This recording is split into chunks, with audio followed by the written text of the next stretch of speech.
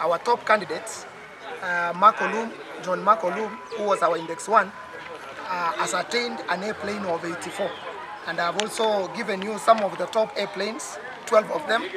And we were actually expecting that Nyambaria again was going to top nationally. And I believe once we receive all the results, we are going to give a breakdown that will show how the candidates have fared on. But I want to say, Makolum was expected to be the top candidate nationally. And we want to believe without any doubt that actually he is the top candidate. But since we do not have the analysis from the rest of Kenya, we cannot say conclusively that he's the top student. But I want to say that generally our boys have done so well, because out of the results we have released, we have not received anything below a B minus. So I want to believe Nyambaria School is going to be among the top schools again, just like last year, in spite of the challenges that we went through. It's good that the media people, you were there again during the exams.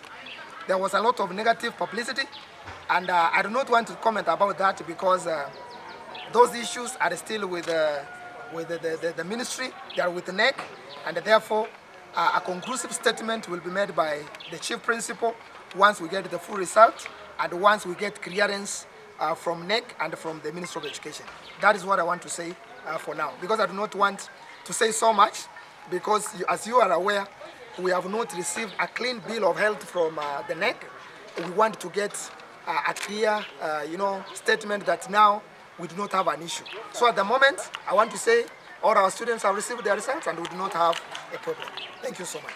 Wherever they are going to join in various universities and faculties, they are going to do very, very well. If you are still doubting that we are not doing what is right, just come here and confirm with us. We want to wish our students, our boys well, and even those who are continuing, parents, be assured that this is the best place to be, and we are serving a living God who lifts us up all the time. God bless you so much.